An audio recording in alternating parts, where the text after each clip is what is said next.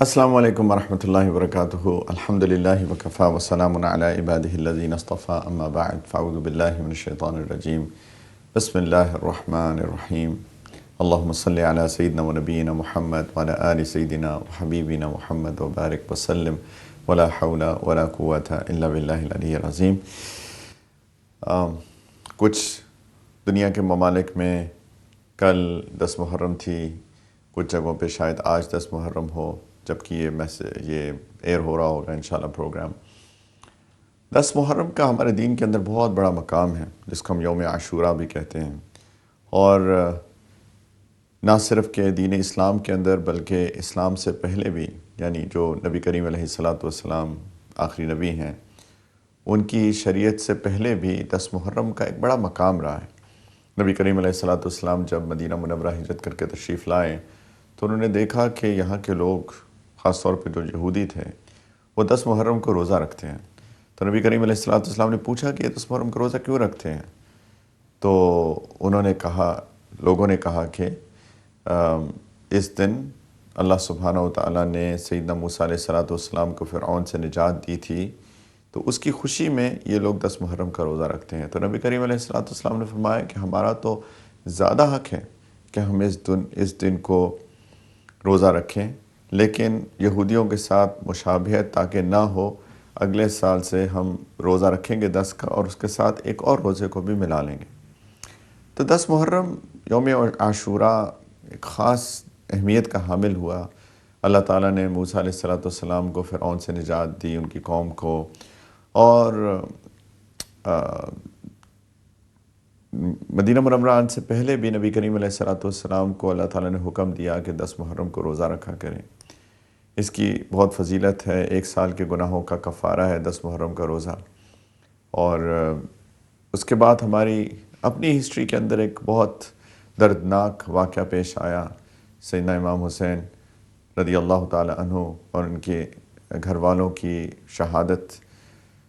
تو اس نے بھی 10 محرم کے دن کو ایک اور سگنیفیکنس دے دی، اور اس سے ہمیں بہت سارے لیسنز لرن کرنے ہیں۔ دیکھیے، کچھ چیزیں ہوتی ہیں جو ہم بحیثیت ایک تاریخ کی بات کے طور پہ پڑھتے ہیں، اس کو سیکھتے ہیں اور آگے بڑھ جاتے ہیں، اور جو عقل مند لوگ ہوتے ہیں وہ ان تاریخ کی جو واقعات ہوئے ہوتے ہیں ان سے لیسنز لرن کرتے ہیں، ان سے نتیجے اخذ کرتے ہیں اور اپنی زندگیوں کو اس کے مطابق ڈھالنے کی کوشش کرتے ہیں۔ تو اگر کچھ موٹی موٹی باتیں ہم 10 محرم کے اعتبار سے ہم موسیٰ علیہ الصلاۃ والسلام کا واقعہ لے لیں، یا پھر سیدنا حسین رضی اللہ تعالی عنہ کا واقعہ لے لیں، تو جو کچھ موٹی موٹی باتیں ہم لوگ اخذ کر سکتے ہیں وہ یہ ہے کہ یہ دنیا دارالامتحان ہے، اس میں تو کوئی شک نہیں ہے، اور اس دنیا کے اندر کچھ امتحان خیر کے ہوتے ہیں اور کچھ امتحان شر کے ہوتے ہیں۔ اللہ تعالیٰ دونوں طریقوں سے آزماتے ہیں۔ اللہ تعالیٰ نے قرآن کے اندر فرمایا کہ میں تم کو آزماؤں گا شر سے بھی اور شر سے بھی اور خیر سے بھی، وَإِلَيْنَا تُرْجَعُونَ، اور تم کو میرے پاس ہی واپس آنا ہے۔ اس کا مطلب یہ ہوا کہ امتحان میں پاس ہو گئے تو میرے پاس تمہارے لیے بہت ساری نعمتیں انتظار کر رہی ہیں، جنت کی شکل میں، اللہ کی رضا کی شکل میں۔ تو دنیا میں کئی دفعہ شر بھی ہوتی ہے، جو کہ سیدنا حسین رضی اللہ تعالی عنہ کے واقعے سے ہمیں نظر آتی ہے کہ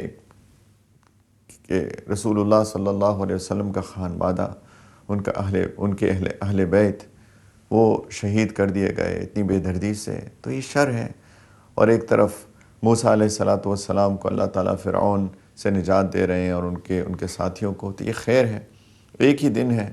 ایک طرف امتحان ہم کو نظر آتا ہے شر کے ساتھ، ایک طرف امتحان نظر آتا ہے ہم کو خیر کے ساتھ، لیکن دونوں کامیاب ہو گئے۔ موسیٰ علیہ الصلاۃ والسلام بھی کامیاب ہو گئے، اور سیدنا حسین علیہ السلام رضی اللہ تعالی عنہ وہ بھی کامیاب ہو گئے۔ تو کامیاب دونوں ہو گئے، لیکن اس کے اندر ایک کامنالٹی کیا تھی؟ کامنالٹی یہ تھی کہ دونوں حق پر کھڑے رہیں، دونوں حق پر کھڑے رہیں۔ جو اللہ کی طرف سے بھیجی گئی شریعت تھی، جو اللہ تعالیٰ کی طرف سے بھیجے گئے احکامات تھے، جو اللہ تعالیٰ کی طرف سے بھیجے گئی اصول تھے، پرنسپلز تھے، اس پہ دونوں کھڑے رہے، اور اللہ تعالیٰ نے دونوں کو کامیابی عطا فرمائی۔ ظاہری طور پر ہم کو لگتا ہے کہ کتنا نقصان ہوا، اور یقیناً ہوا، لیکن وہ اس دنیا سے شہادت کے درجے کے ساتھ گئے تو وہ تو کامیاب ہو گئے، پورا خانوادہ کامیاب ہو گیا۔ تو ہمیں یہ سبق ملا کہ ہم کو اس دنیا کے امتحانات کے اندر استقامت کے ساتھ شریعت اور سنت پہ کھڑے رہنا ہے ہر وقت، نو کمپرومائزز واٹس ایور۔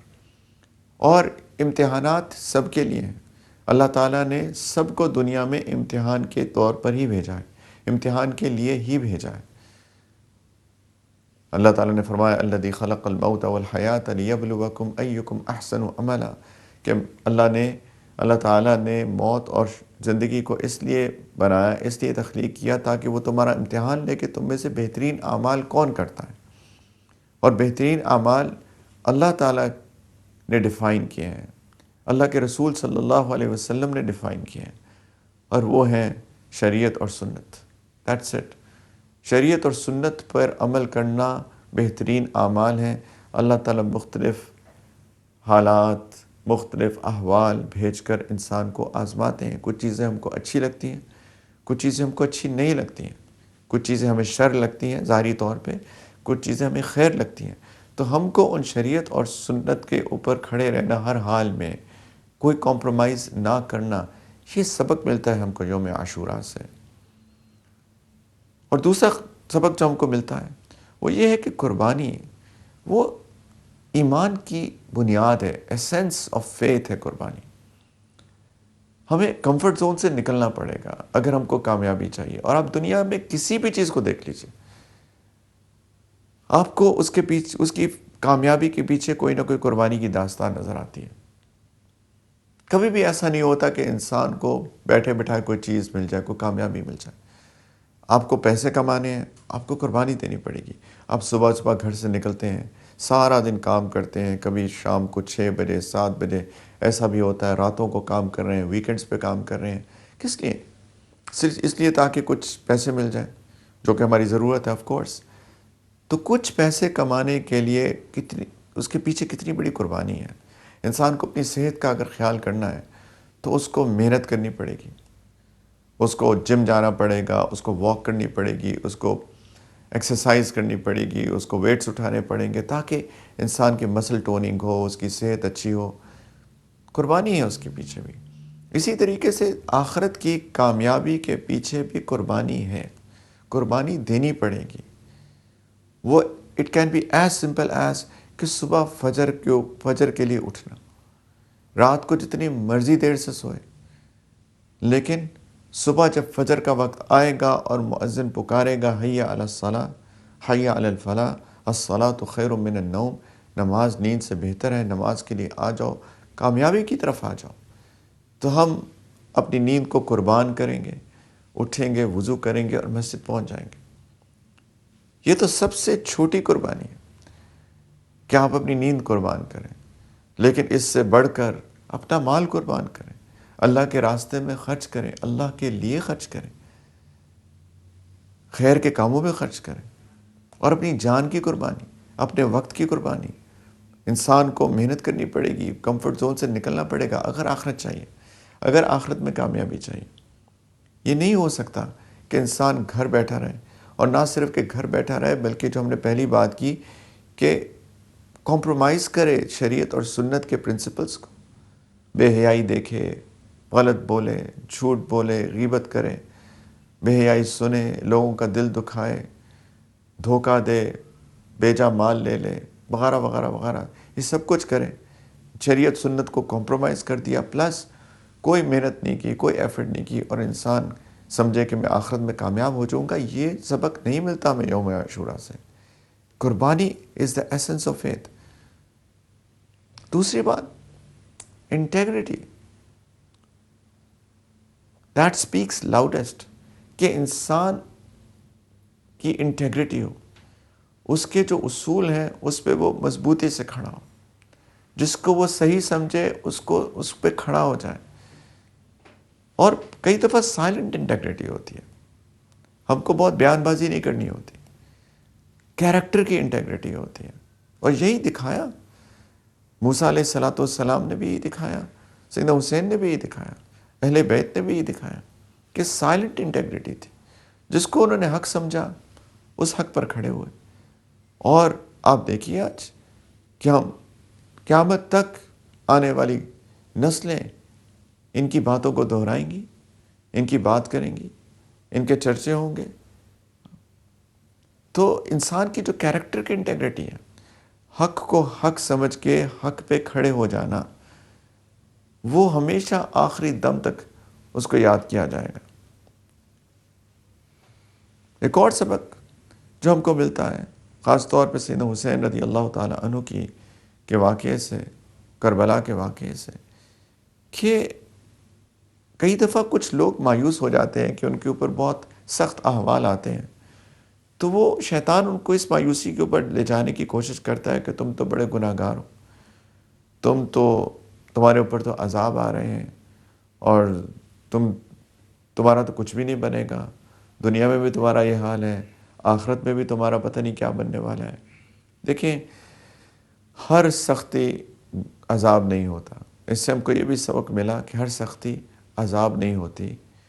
انبیاء علیہ السلام کے اوپر بہت سختی آئی، بلکہ نبی کریم علیہ السلام نے فرمایا کہ سب سے سخت امتحان تو انبیاء پر آتے ہیں، ثم امثل فالامثل. اس کے بعد جو ان کے قریب ترین ہوتے ہیں، اپنے کردار میں، اپنے اقوال میں، اپنی دین میں، ان کے اوپر بھی بہت سخت امتحانات آتے ہیں. اللہ ہم سب کو عافیت سے رکھیں. اللہ سے دعا مانگنی چاہیے کہ یا اللہ ہمیں اپنے دین پر چلا کے بھی رکھیں، شریعت سنت پر چلائیں بھی، لیکن ہم بڑے کمزور ہیں. عافیت مانگتے ہیں آپ سے کہ اللہ ہمیں کسی امتحان میں مت ڈالیے گا، لیکن امتحانات آتے ہیں، سختیاں آتی ہیں. ہاں، البتہ اگر کوئی دیکھے کہ اس کی زندگی شریعت سنت پر نہیں چل رہی، تو اس کو یقیناً توبہ کرنی چاہیے، استغفار کرنی چاہیے، اللہ سے رجوع کرنا چاہیے، اور اپنے آپ کو ٹھیک کرنا چاہیے، اور ساتھ میں عافیت کی دعا بھی مانگنی چاہیے. لیکن نا امید نہیں ہونا چاہیے. اللہ کے ہاں نا امیدی نہیں ہے. قل یا عبادی الذین اسرفوا علی انفسہم لا تقنطوا من رحمت اللہ ان اللہ یغفر الذنوب جمیعا انہ هو الغفور الرحیم. آپ فرما دیجئے کہ اے میرے بندو، جنہوں نے اپنی جانوں پہ بہت ظلم کیا، زیادتی کی ہے، اللہ کی رحمت سے کبھی نا امید مت ہونا، کیونکہ اللہ سارے گناہوں کو معاف کر دیں گے، کیونکہ وہ غفور الرحیم ہے. ایک توبہ چاہیے، ایک عزم، ایک پختہ ارادہ. نا امیدی مت پیدا ہونے دیجئے. اور ایک اور سبق ملا کہ دیکھیں، ظاہری وکٹری، ظاہری فتح ضروری نہیں ہے اس دنیا میں ملے. ظاہری فتح ضروری نہیں ہے کہ اس دنیا میں ملے. اس دنیا میں ہو سکتا ہے کہ ایسا لگے کہ کامیابی نہیں ملی، لیکن سبق ہم کو یہ ملا کہ کامیابی تو آخرت کی کامیابی ہے. اصل کامیابی آخرت کی کامیابی ہے. فمن زحزح عن النار وادخل الجنہ فقد فاز وما الحیاۃ الدنیا الا متاع الغرور. اللہ تعالیٰ نے فرمایا کہ جو جہنم سے بچا لیا گیا اور جنت میں داخل کر دیا گیا، یہ کامیاب ہے. اور دنیا کی زندگی، اللہ فرماتے ہیں ساتھ ہی کہ یہ تو دھوکے کا سامان ہے. تمہیں لگتا ہے کہ دنیا کی کامیابی ہے، اصل کامیابی آخرت کی کامیابی ہے. اور یہی سبق ہم کو ملا یوم عاشوراء سے بھی. ایک اور سبق ملا کہ ظلم ہمیشہ نہیں رہتا، اندھیرے ہمیشہ نہیں رہتے، روشنی آتی ہے. کچھ لوگ اندھیروں سے بہت مایوس ہو جاتے ہیں. جب ظلم ہوتا ہے ہر طرف، لوگ کئی دفعہ مایوسی میں جانے لگتے ہیں. ایک سبق ہم کو یہ بھی ملتا ہے کہ مایوسی نہیں ہونی چاہیے. اندھیرے ہمیشہ نہیں رہتے، اور اللہ تعالیٰ ہمیشہ صبر کرنے والوں کے ساتھ ہوتے ہیں. اور قرآن کا صبر وہی چیز جو ہم نے شروع میں بات کی، وہ ثابت قدمی ہے، اسٹیڈ فاسٹنس ہے، نو کمپرومائزز آن دین. یہ ہے صبر. کوئی حالات آ جائے، دین کا، شریعت کا، سنت کا دامن ہاتھ سے نہیں چھوڑنا. اور ان اللہ مع الصابرین، اللہ تعالیٰ کی معیت ہوتی ہے صبر کرنے والوں کے ساتھ. تو اللہ سبحانہ و تعالیٰ یہ جو ایام ہیں، یہ محرم کے ایام، بڑے بابرکت ایام، یہ اللہ تعالیٰ نے محرم کو بابرکت مہینہ بھی بنایا ہے. 4 حرام مہینوں میں سے ایک حرمت والا مہینہ محرم کا مہینہ ہے. بہت بابرکت دن ہے، بہت برکت یہ ایام ہیں. تو اگر تو کسی جگہ پہ 10 محرم کا روزہ 10 محرم ابھی نہیں آیا جب آپ یہ بات سن رہے ہیں، ویسے تو لگ رہا ہے کہ یا تو آج ہوگا یا گزر چکا ہے، لیکن اگر آنے والے دن میں ہے تو اس کا روزے کا اہتمام کریں، بہت فضیلت والا روزہ ہے۔ لیکن یہ جو تاریخ میں ہمارے واقعات گزرے ہیں، ان سے ہم سبق حاصل کریں، اپنی زندگیوں کو بدلیں، آخرت کی کامیابی کو سامنے رکھیں، اس کے مطابق زندگی گزاریں۔ یہ ہے یوم عاشوراء کا پیغام۔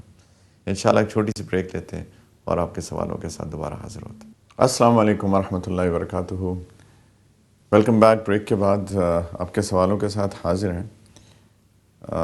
جسٹ بائی دا وے، ہم نے ایک نیا واٹس ایپ نمبر بھی لانچ کیا ہے جس میں آپ اپنے سوالات واٹس ایپ بھی کر سکتے ہیں، آپ ای میل بھی کر سکتے ہیں deenfit@ardigital.tv پر، لیکن ساتھ ساتھ آپ یہ واٹس ایپ نمبر جو ہے اس کے اوپر بھی آپ اپنے سوالات میسج کر سکتے ہیں، اور انشاءاللہ ہم تک پہنچیں گے تو ہم آپ کے جوابات، یہ جو سیگمنٹ ہے آخر میں، اس میں انشاءاللہ آپ کے سوالات کے جواب بھی دیں گے ہم۔ ایک سوال آیا ہے کہ why do bad things happen if اللہ تعالیٰ از مرسیفل، کہ انسان کے ساتھ بری چیزیں کیوں ہوتی ہیں اگر اللہ تعالیٰ رحیم ہے، اللہ تعالیٰ رحم کرنے والے ہیں۔ اصل میں ہم لوگ بری چیزوں کو شاید صحیح طریقے سے سمجھتے نہیں ہیں۔ پہلی بات یہ یاد رکھنا چاہیے کہ انسان کے ساتھ جو بری چیزیں ہوتی ہیں وہ دو وجوہات کے ساتھ ہوتی ہیں۔ ایک وجہ ہوتی ہے کہ انسان جو اصول اللہ نے ہم کو دیے ہیں اس پہ جب انسان نہیں چلتا اور اپنا ہی نقصان کر رہا ہوتا ہے، تو پھر اللہ تو موقع دیتے ہیں، اور جب انسان کسی صورت نہیں سمجھتا اور اس کے اندر انسان کو وارننگز بھی ملتی ہیں، اس کو سمجھایا بھی جاتا ہے، کبھی کسی طریقے سے، کبھی کسی طریقے سے، کبھی چھوٹی چیز سے، کبھی بڑی چیز سے، لیکن جب انسان کو سمجھ نہیں آتی تو ایسا ہوتا ہے یا ہو سکتا ہے کہ انسان کے ساتھ کوئی ایسا واقعہ ہو جائے جو انسان کے لیے اچھا نہ ہو، وہ انسان اس کو اچھا نہ سمجھے۔ تو اس کے دو فائدے ہوتے ہیں۔ ایک فائدہ تو یہ ہوتا ہے کہ انسان کی اس سے جو غلطیاں ہو رہی ہوتی ہیں اور اپنے اوپر اس نے جو ایک گناہوں کا انبار رکھ لیا ہوتا ہے وہ اس سے ہٹا لیے جاتے ہیں۔ اور آپ سوچیں کتنے فائدے کی چیز ہے۔ اگر آپ سوچیں کہ دنیا کچھ بھی نہیں ہے، قیامت کا ایک دن ایک روایت کے مطابق 50,000 سال کا ہے، اور بھی نمبرز آتے ہیں، لیکن علماء نے یہی کہا ہے کہ ڈپینڈنگ آن کہ یہ زندگی کیسی گزری تو اس کے مطابق قیامت کا دن انسان کو ویسا فیل ہوگا یا ویسا ہوگا اس کے لیے۔ 50,000 سال کا دن، قیامت کا دن، صرف ایک دن۔ دنیا کی زندگی آن این ایوریج 70 سال، 60 to 70 ایئرس، 60 سے 70، اگر 70 بھی لے لیں آن این ایوریج تو 70 ورسز 50,000، تو دنیا کی زندگی، ایک انسان کی اوسط عمر، ایوریج ایئر، قیامت کے ایک دن کے مقابلے میں 0.14% بنے گی، 0.14%۔ یہ دنیا کی زندگی ہے، یہ قیامت کا دن ہے، اور آخرت تو انفائنائٹ، وہ تو ایٹرنٹی ہے۔ تو انفائنائٹ کے مقابلے میں تو ہر چیز زیرو ہوتی ہے۔ تو انسان آخرت کی کامیابی کو چھوڑ کر دنیا کی کامیابی کے پیچھے بھاگتا ہے، اور اس دنیا کی کامیابی کے لیے ایسے ایسے کام کرتا ہے جو اللہ تعالیٰ کے بتائے ہوئے پرنسپلز، اصولوں کے خلاف ہوتی ہے، اور وہ دنیا میں بھی اپنے لیے نقصان کر رہا ہے، سوسائٹی کا بھی نقصان کر رہا ہے، معاشرے کا بھی نقصان کر رہا ہے، انسانیت کا نقصان کر رہا ہے۔ تو اللہ تعالیٰ اس کو موقع دیتے ہیں کہ ٹھیک ہو جاؤ، اور جیسے میں نے عرض کیا کہ اوپر اپنے گناہوں کا انبار بھی لاد رہا ہے، جس کی وجہ سے اس کو آخرت میں نقصان ہونا تھا، جو کہ ہمیشہ کی زندگی ہے۔ تو اللہ تعالیٰ اس پہ کرم کرتے ہیں، اللہ تعالیٰ کی رحمت اس کے اوپر آتی ہے۔ اگر وہ خود توبہ کر لیتا تو شاید یہ ہوتا ہی نہ، لیکن یہ اللہ کی رحمت ہے کہ اللہ تعالیٰ اس کو اس دنیا کے اندر کسی مشکل حالت میں ڈال کر وہ جو گناہوں کا انبار ہے اس سے اتار دیتے ہیں۔ اور دوسرا فائدہ یہ ہوتا ہے کہ جو ذرا سا بھی جس کے دل میں اللہ تعالیٰ کی یاد ہوتی ہے، اللہ پر ایمان ہوتا ہے، تو جب کوئی مشکل حالات ہوتے ہیں تو وہ اللہ کی طرف رجوع کرتا ہے۔ یعنی وہ جا رہا تھا اس طرف اللہ سے دور، اللہ تعالیٰ اس کو واپس موڑ لیتے ہیں، اللہ تعالیٰ قرآن میں پوچھتے ہیں فَأَيْنَ تَذْهَبُونَ، کدھر جا رہے ہو؟ مَا غَرَّكَ بِرَبِّكَ الْكَرِيمِ، تمہارے اپنے کریم رب سے کس چیز نے دھوکے میں ڈال دیا ہے؟ تو انسان بندہ جو ہے وہ اللہ تعالیٰ کی طرف واپس لوٹتا ہے ان مشکل حالات کی وجہ سے.